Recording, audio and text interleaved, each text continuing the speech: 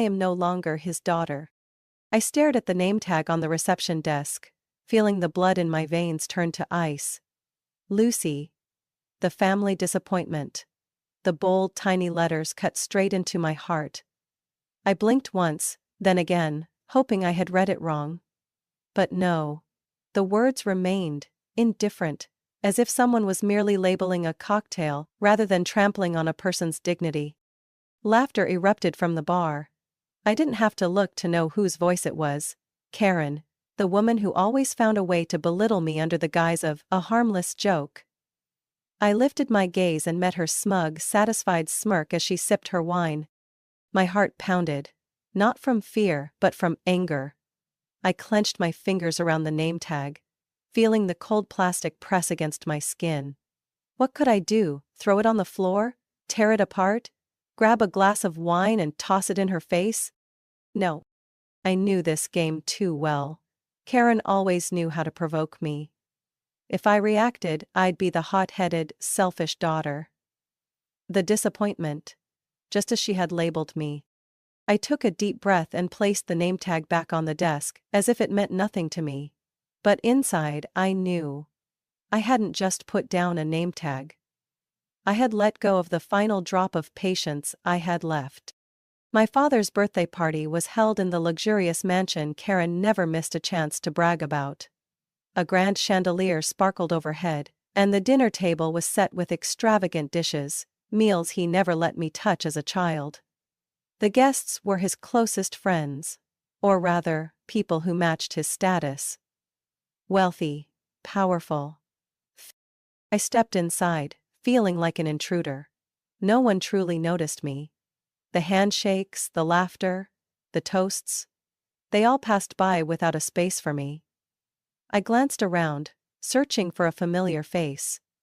Where was my father? Then, I saw him, standing in the center of the crowd like a king greeting his subjects. He was beaming as Olivia, Karen's daughter, boasted about her new job. Beside her, Hunter, Karen's son, nodded in agreement with a proud smirk. They were the perfect children my father had always wanted. And me? I was just an afterthought. My father lifted his gaze, his eyes landing on me for less than a second. A fleeting moment, but long enough for me to understand everything. The distance, the indifference, and worst of all, the disappointment. He hadn't wanted me to come. He didn't even bother to hide it. I let out a quiet, bitter chuckle. What had I expected? A hug? A warm, "My dear daughter, I'm so glad you're here"? Don't be naive, Lucy. I made my way to the drink table, picking up a glass of champagne from a passing waiter. My hand trembled slightly, but I wouldn't let anyone see it. I wouldn't let anyone see me as weak. What the hell are you doing here, Lucy? I asked myself. I took a sip, feeling the cold liquid slide down my throat, but it did nothing to ease the tightness in my chest. Then, footsteps approached from behind. Lucy, long time no see. Karen's voice, syrupy sweet, laced with poison. I turned, meeting her artificial smile. Karen, I gave her a small smile. It really has been a while. She tilted her head slightly, her eyes scanning me with a calculating look. I'm surprised to see you here, I thought. She trailed off before shrugging. You were busy with, what was it again, freelancing? I knew exactly what she meant. I didn't work for a prestigious corporation. I didn't have a shiny title. I didn't live up to this family's standards. I smirked.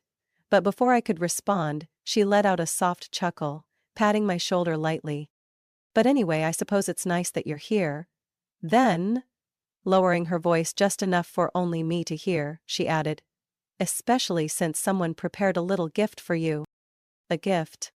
I frowned, then followed her gaze toward the reception desk. And then it clicked. The gift was that damn name tag. Rage surged through me like a storm. But instead of letting it consume me, I felt something else. A strange, chilling calm. I am not that 14-year-old girl anymore. I am no longer the weak girl who had to endure their cruel jokes. I set my glass down on the table and took a deep breath. If they wanted to play with me, I would show them that I was no longer the Lucy they could mock. I stood in the middle of the party, the laughter and chatter around me nothing more than a cheap background track. Memories crashed over me like a storm, dragging me back to a time when I was still a naive child who believed my father's love was unconditional. Back then, I was his whole world. I remember the way he used to hold my hand tightly when crossing the street, the afternoons he taught me how to throw a baseball in the backyard, and the nights I curled up in his arms during thunderstorms. I used to think that love would never change. Then Karen came along. My father remarried when I was 10, and everything changed so fast that I didn't even realize I was being pushed to the sidelines of his life. At first I tried to adapt. I smiled when my father introduced me to Karen as the sweetest little girl you'll ever meet, though his tone made it sound like I was just a child who needed to fit in rather than a real part of the family. Karen, with her perfectly styled blonde hair and syrupy sweet smile, hugged me tightly the first time we met, and said, "We're going to be such a happy family, Lucy. We're going to love each other like real family." But we never truly existed as one. Karen only loved her 2 children, Olivia and Hunter. I was just an obstacle. Within a year of their marriage, my father was no longer my father. At first, the changes were subtle. He started missing my parent-teacher conferences, but never forgot to attend Olivia's dance recitals. He was too busy to take me to the park as promised, but he always made time for Hunter's baseball games. I still remember a Friday afternoon when I was 11. I stood outside school for nearly an hour, waiting for him to pick me up. But he never came. I walked home, tears streaming down my face, only to find him in the living room, laughing with Karen and her kids. "Did you forget about me?" I asked, my voice shaking from running and crying. He just sighed, not even looking me in the eye. "Lucy, I was busy. You're old enough to understand, aren't you?" Understand? So Olivier and Hunter didn't have to understand? But I said nothing. Because I knew that in this house, my voice didn't matter. By the time I was 13, I had completely become a shadow.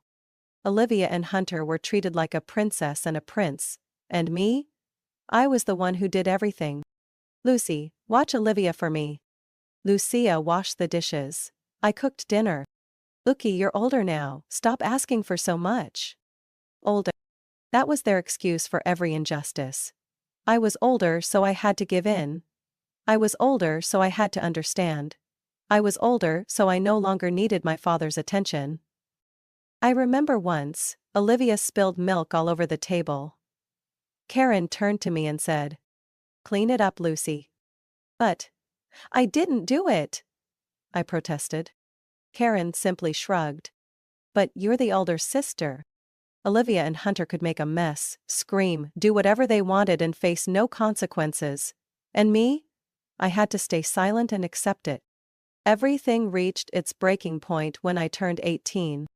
Before my mother passed away, she had set aside a college fund for me. Every penny was saved with the hope that I could become independent and leave this house behind. But when I needed that money, it was gone. I still remember the shock of opening my bank account and seeing the balance at 0. My throat went dry as I turned to my father and asked him what had happened. And he said it calmly, as if he were talking about the weather. "I used it to help Hunter get into college." My heart shattered. "That was my money," I whispered, my voice trembling with anger. "Hunter needed it more." He shrugged. "You can still apply for scholarships, right?" At that moment, I laughed. A bitter, hollow laugh. I didn't need to ask Karen. I already knew she was the one who had pushed him to do it. In her eyes, I wasn't worth a future. I hated him from that moment on.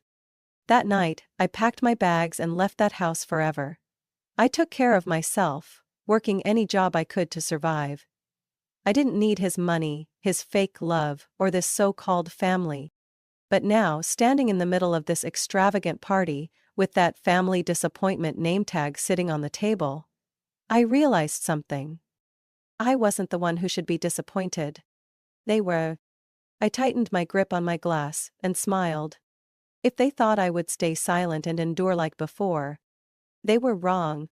I didn't just leave that house with a suitcase.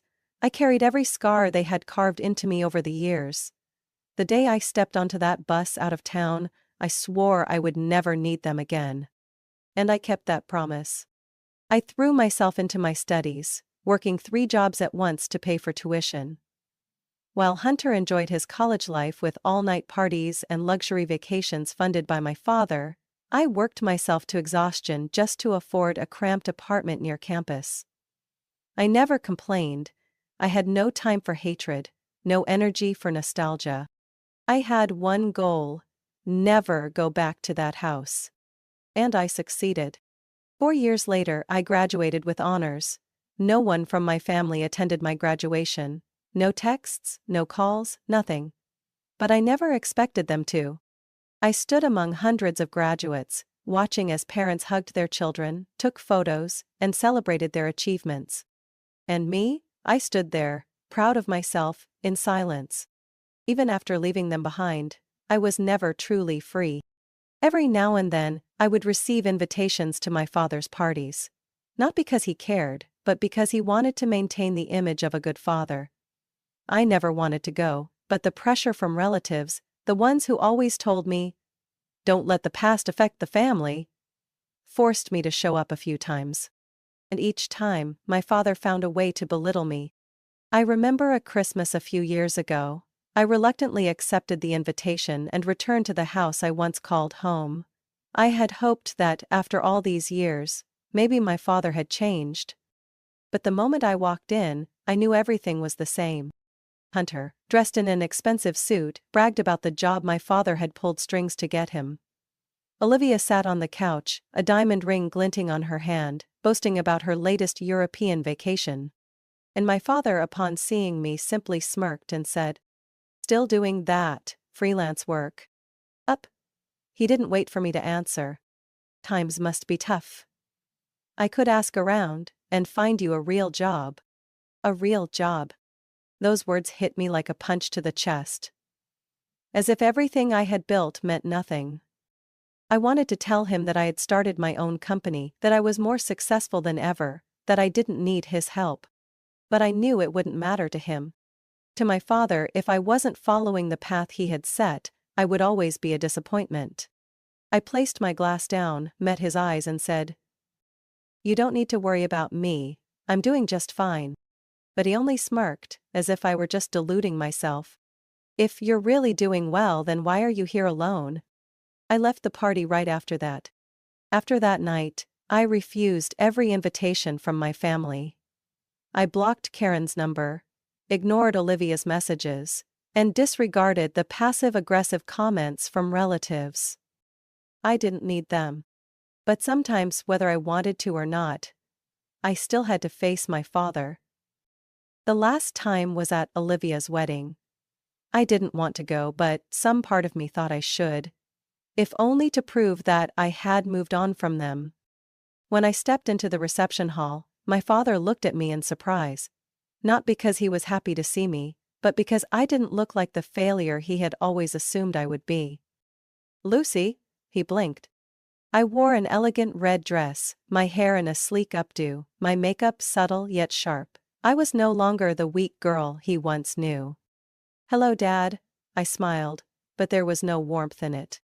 He studied me for a moment, before clearing his throat. "Have you found a stable job yet?" I almost laughed. Even now he couldn't acknowledge that I had succeeded. I didn't need to find one. I built my own. "Oh?" He nodded, but there was skepticism in his eyes. "That's fine, I suppose. But if you ever want a real career, I can help you." I looked at him, and for the first time in my life, I didn't feel anger. I just felt pity. He would never admit that I had done well without him, because if he did, he would have to face the truth. That he had been wrong. I placed a hand on his shoulder and gave him a small smile. "No need, Dad. But you can be proud of me. Or not. It makes no difference to me." Then I turned and walked away, leaving him standing there, stunned. I was no longer that 18-year-old girl, desperate for his approval. I didn't need it anymore. Now, standing at his birthday party, staring at the family disappointment name tag on the table, all I felt was amusement. Did they think this would hurt me? They had no idea that I had let go of this family a long time ago. I lifted my glass, taking a slow sip of wine. If they thought I would stay silent, they were wrong. I let my gaze sweep across the room, where everyone was dressed to impress, laughing and mingling as if they were part of some perfectly orchestrated performance. But I wasn't part of the show. No one welcomed me. No one truly cared that I was here. Their glances flickered toward me for only a moment, before quickly moving on, as if I were a smudge on their flawless masterpiece. That was fine. I was used to it. My father stood in the corner of the room, a glass of wine in hand, engaged in conversation with a group of powerful-looking businessmen. When his eyes landed on me, I saw a brief flicker of surprise. But it lasted only a second. Then his expression returned to its usual indifference, as if my presence here meant nothing at all. I almost laughed. How foolish I had been to ever expect more from him. I slowly made my way toward the bar, where Hunter and Olivia were chatting with a group of relatives. I had no intention of joining them, but Olivia's sharp voice cut through the air, making me pause. Dad was so generous to pay for my wedding, but honestly, I think that's only natural. She twirled the sparkling diamond ring on her finger, her voice dripping with smugness. Of course. Hunter nodded. Dad always prioritizes the kids with potential. The kids with potential? I pressed my lips together, taking another sip of wine to swallow the anger rising in my throat. So what did that make me in their eyes? But I didn't have time to be angry. Because at that moment, I realized the most important thing of the night. A small table was set near the entrance, where name tags were neatly arranged. No one seemed to pay much attention to them. Except me. I stepped closer, my eyes scanning the names. Uncle Mark. Cousin Rachel. Neighbor Tom. And then I saw it. My heart stopped for a second. Right in front of me was a tag with my name on it, but underneath, printed in small yet unmistakable letters, were two words that made my blood boil. The disappointment. I picked it up, my fingers tightening around the edges until my nails nearly dug into my palm. What a pathetic joke. I didn't need to ask who did this, I already knew. At that moment, laughter rang out from the bar, a voice so familiar that I didn't even need to turn around to know who it was. Karen. She was laughing, a glass of wine in her hand, her eyes gleaming with amusement as she watched me. I took a deep breath and slowly placed the name tag back on the table. I wasn't going to let them win. I didn't snap it in half, I didn't throw it to the floor. I placed it back neatly, aligning it with the others as if nothing had happened. I didn't need to yell. I didn't need to cry. I didn't need to react the way they wanted me to. Because I knew exactly what Karen wanted. She wanted me to explode, to lose control, to cause a scene so she could paint me as petty, overly sensitive. But I wouldn't give her that satisfaction. I turned, lifted my glass to my lips, and took a slow sip. As if that name tag meant absolutely nothing to me. And when my eyes met Karen's, I smiled. A calm, unbothered smile. Not angry, not wounded, just contemptuous. That smile made her frown. Not long after, my father approached. He didn't ask about the name tag. He didn't show a hint of anger at the fact that I had just been humiliated in his own party. Instead, he merely glanced at me, took a sip of his drink, and said in that infuriatingly indifferent tone, "I didn't think you'd come." I tilted my head, shrugged. Neither did I. A brief silence. "Are you still doing that job?" His voice was low, as if he was trying to sound polite, but couldn't quite hide the disdain. "Which job?" I raised an eyebrow. "The company you're running." I let out a laugh, unsure if it was from bitterness or exhaustion.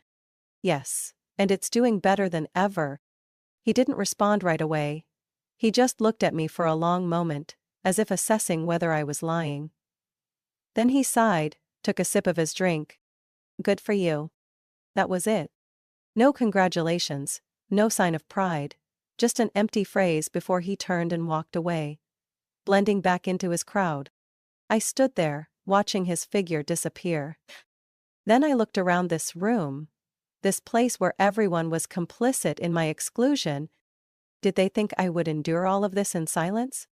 Did they think I would stay quiet? If so, they had forgotten something important. I was no longer the Lucy they once knew. I set my glass down, took a deep breath. Then I lifted my glass again, running my fingertip along the rim. A sharp clink rang out, cutting through the air. And the room fell silent. If they wanted a game, I would give them a show to remember. I stood in the center of the room, a chilled glass of champagne in hand. The atmosphere shifted, the weight of my actions settling over the party like a thick fog. Conversations faded. One by one, heads turned toward me. Some looked confused, others curious. But what pleased me the most was the look in my father's eyes. Unease. And Karen, her grip on her wineglass tightening, her expression laced with quiet alarm. They didn't know what I was about to do. I lifted my glass slightly and smiled. I suppose this is a special occasion, isn't it? A grand celebration for the man of the night. My father's shoulders relaxed slightly, maybe thinking I would simply say something polite and move on. He raised his glass, waiting. I let them wait. I took a deep breath, letting the silence stretch a little longer. Letting them wonder what I would say next. Then, with a voice calm but edged with ice, I continued. My father always taught me that family is meant to be a place of respect and support. That we should always stand by each other. Isn't that right? A few people nodded, assuming I was reinforcing my father's beliefs. They were wrong. I turned, meeting his gaze directly. But then I realized that, for some people, family only exists as long as you follow the rules they set. Step outside their expectations, and suddenly you become a disgrace. An outsider. The energy in the room shifted, instantly. Tension rippled through the crowd like a wave. My father blinked but said nothing. Karen forced a tight smile, her fingers gripping her glass as if she wanted to crush it. I used to believe that if I worked hard enough, if I proved myself, my father would see me differently. That he would finally acknowledge me. I let out a small, humorless laugh. But then I realized something. I smiled, but there was no warmth in it. I never even had a chance. Lowering my glass, I let my gaze sweep across the room, meeting each pair of eyes that had once dismissed me. My father only recognized those who followed the path he had set, the children he could control, mold to his liking. But me? I chose to live my own way, and for that, I became the family disappointment. I paused, raising an eyebrow with mock amusement. Oh no, wait, they were kind enough to remind me of that with the lovely little name tag they prepared just for me. A few people exhaled sharply. The murmurs started. I saw Hunter frown, Olivia's eyes widened. Karen tried to keep her composure, but her fingers trembled as she set her glass down. My father cleared his throat, trying to regain control of the situation. Lucy, not now. I laughed. Not now? I tilted my head. Oh, but Dad, it seems like it's never the right time for you to acknowledge me as your daughter, is it? Silence. I stepped forward slowly, closing the distance between us. All my life I only wanted you to be proud of me. Just once. But I get it now. That will never happen. Because I'm not Hunter. I'm not Olivia. I'm not someone you can manipulate. I saw his jaw tighten, but he didn't deny it. Because he knew I was right. And my dear stepmother. I turned to Karen, giving her a slow, disdainful smile. You've spent years trying to erase me from your perfect little family portrait, but unfortunately for you, I'm still here. Karen stiffened but forced a fake smile. Lucy, you're being overly sensitive, it was just a joke. Oh, was it? I cut in, my voice light yet sharp as a blade. Well then, I have a joke for you too. I raised my glass, letting my gaze sweep across the room. Happy birthday, Dad, and congratulations to everyone here. I paused just long enough for them to hold their breath. Because this will be the last time any of you ever see me. A wave of shock rippled through the room. Olivia's mouth fell open, Hunter's brow lifted, Karen blinked rapidly, as if trying to process what was happening. And my father, he was frozen. Lucy, don't you dare. What? I didn't let him finish. I set my glass down on the table and turned away. No explanations, no hesitation. I could hear the panic behind me. Some voices called my name. I didn't stop. I walked through the doors, feeling lighter than ever before.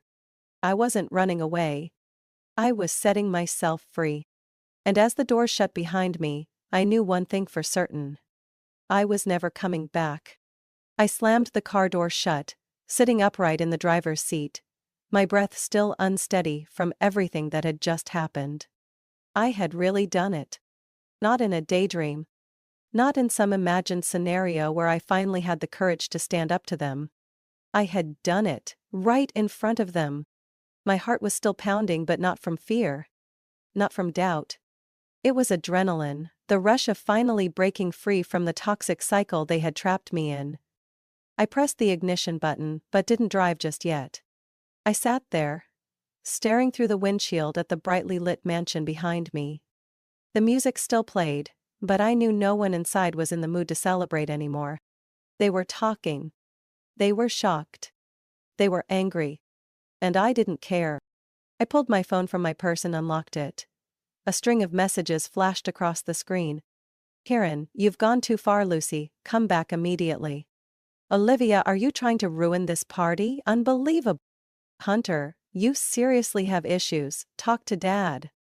I let out a small, amused scoff, scrolling past them without replying. My phone vibrated in my hand. My father was calling. I stared at the screen, my finger hovering over the decline button. A part of me wanted to pick up, to hear what he had to say, but I already knew how this would go. He wouldn't apologize. He would only try to regain control, to feed me more empty words about family and responsibility. I declined the call. A text popped up immediately after. Dad. Come back, we need to talk. I didn't respond. I had nothing left to say to them. The next morning, I woke up in my small apartment, sunlight streaming through the window. No more fake laughter, no more snide remarks, no more condescending stares. I turned on my phone. Dozens of unread messages. I pressed block number on each name. Dad. Karen. Olivia. Hunter. Done. I sat still for a few seconds, waiting to see if guilt would creep in. But it never did. All I felt was relief. 3 days later, as I was getting ready for work, my phone rang from an unknown number. I hesitated, then decided to answer. My father's voice came through, low and steady as always. Lucy. I closed my eyes, taking a slow breath. I want you to come back, he said bluntly. You can't just walk away from family like this. I let out a quiet laugh, stepping toward the window and looking down at the street below. Did you call to control me or to apologize? Silence. I already knew the answer. Family is supposed to stick together, Lucy. His voice dropped. I don't want this to escalate any further. I tightened my grip on the phone. Not escalate further? As if everything they had done to me before wasn't already enough. You never truly saw me as part of this family. I spoke slowly, each word severing the final thread between us. Don't pretend that you suddenly care now. Lucy, don't be selfish. I laughed. Did you really just say that? Once again, silence. I pulled the phone away, glanced at the screen, and slowly pressed the button to end the call. No goodbyes. In the weeks that followed, I heard nothing from them. Everything was eerily quiet. No more guilt-tripping messages, no more veiled threats, no more heavy feeling whenever my phone buzzed. But there were moments when I wondered if I had gone too far. Did I really need to cut them off completely? Maybe I should have given them a chance to change?